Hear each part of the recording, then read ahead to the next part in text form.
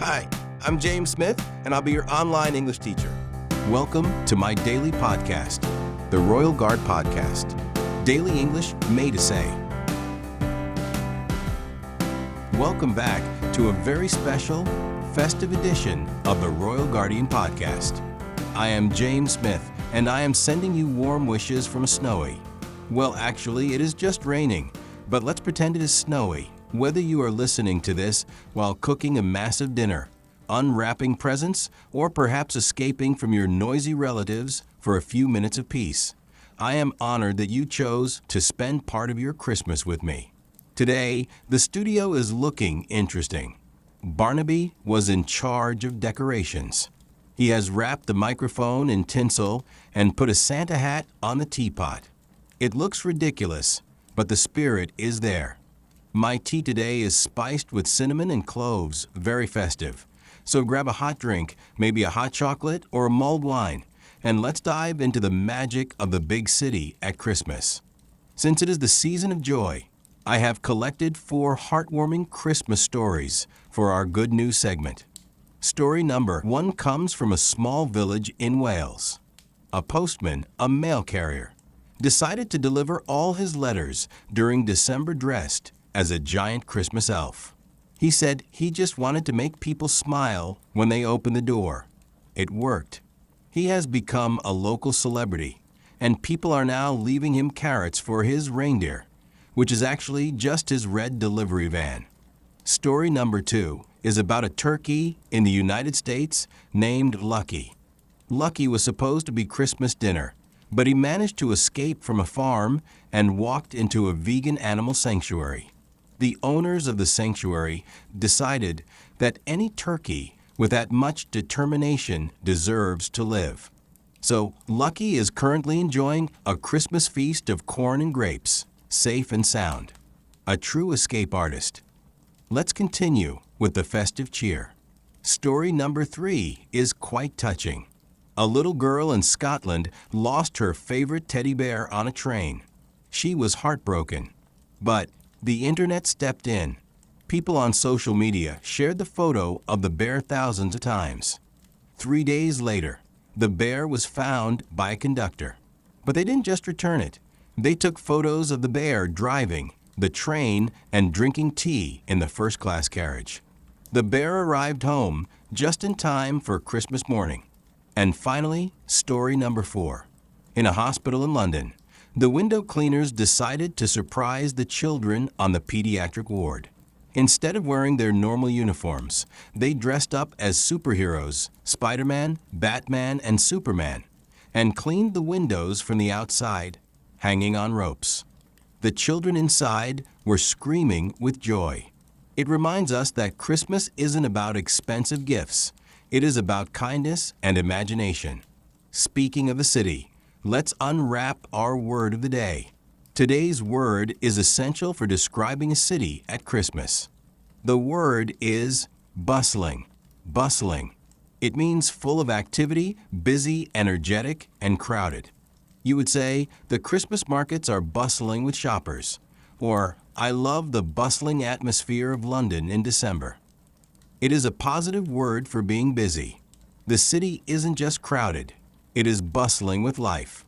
Now, pull up a chair by the fire for our listening challenge. This story is about the danger of leaving things until the last minute. Last night, Christmas Eve, Barnaby realized he had forgotten to buy a present for his mother. A classic Barnaby mistake. He panicked. He decided to go to Oxford Street, the most famous and the most crowded shopping street in London. The street was bustling. There were thousands of people. The Christmas lights were beautiful, hanging like golden angels above the street. But Barnaby did not look at the lights. He was on a mission. He ran into a famous department store. He wanted to buy a nice cashmere scarf. But because it was 5 p.m. on Christmas Eve, the scarf section was empty. Sold out. Barnaby started to sweat. He ran to the perfume section. Too expensive. He ran to the kitchen section. In a moment of pure panic, he grabbed the only thing left on the shelf. It was a plastic singing fish that hangs on the wall and sings "Don't worry, be happy" when you press a button. He paid 50 pounds for it. He wrapped it in shiny paper. This morning, his mother opened it. She looked at the plastic fish. She looked at Barnaby. And then she started laughing uncontrollably. She said it was the ugliest thing she had ever seen, but she loved it because it was so funny. So, Barnaby accidentally saved Christmas. I hope your shopping was more organized than that. Tell me in the comments, do you buy gifts early or are you a last-minute panic buyer like Barnaby? Let's check the vocabulary. Last minute. This means doing something just before the deadline. Sold out. When a shop has no more items left to sell. Department store. A huge shop with many sections, like Harrods or Macy's. And cashmere. A very soft, expensive type of wool. Let's see if you were listening to Barnaby's Christmas Eve Nightmare. I will ask 3 questions. You have 5 seconds to answer. Question number 1. Where did Barnaby go shopping?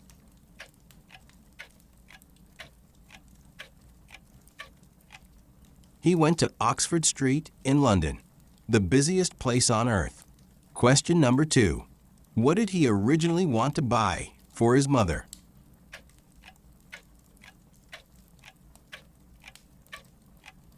He wanted to buy a cashmere scarf, a very tasteful gift.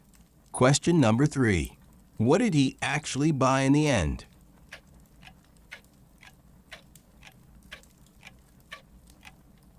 He bought a plastic singing fish. Absolutely terrible, but funny. Well done. Before we start our Christmas shadowing, I want to take a moment to appreciate you. The fact that you are listening to an English podcast on Christmas Day says a lot about your character. It shows you are dedicated. It shows you have a goal. Most people take a break today, and that is fine. But you are building a habit that is stronger than a holiday. This consistency is exactly why you are going to reach fluency in 2026. So, give yourself a pat on the back. You are a legend. And if you want to give us a Christmas present, subscribing to the channel is the best way to support us. Now, let's begin our festive shadowing session. We will use the double repetition method. I want you to imagine you are walking through a beautiful, cold city full of lights.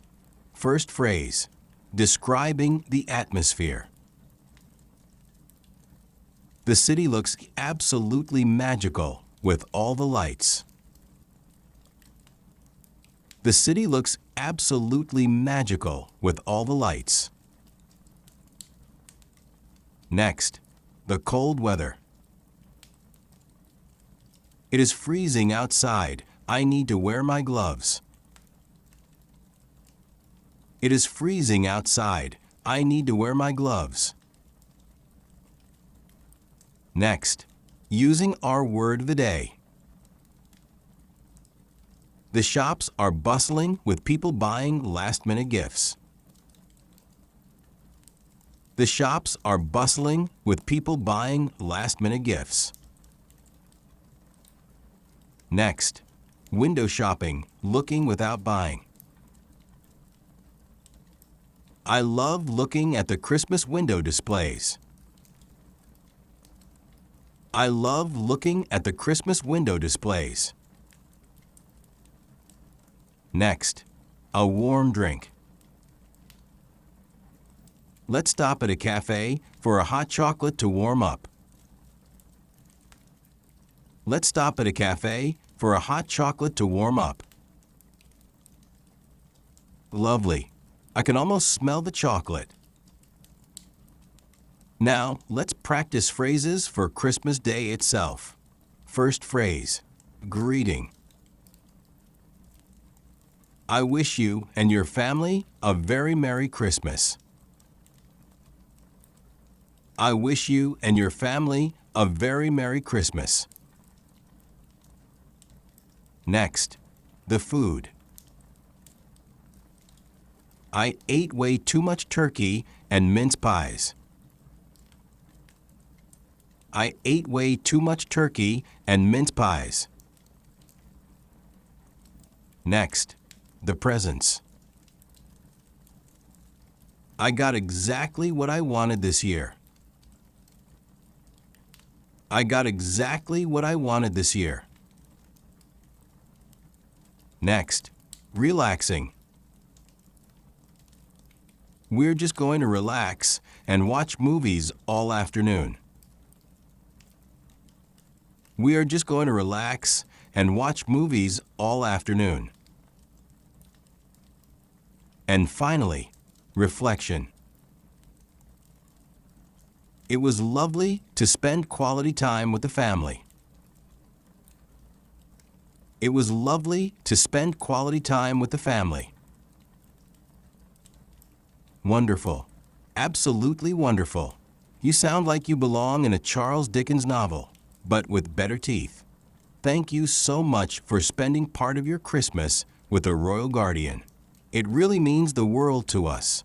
Barnaby is currently trying to make the singing fish sing a duet with him, so I should probably go and stop the madness before the neighbors call the police.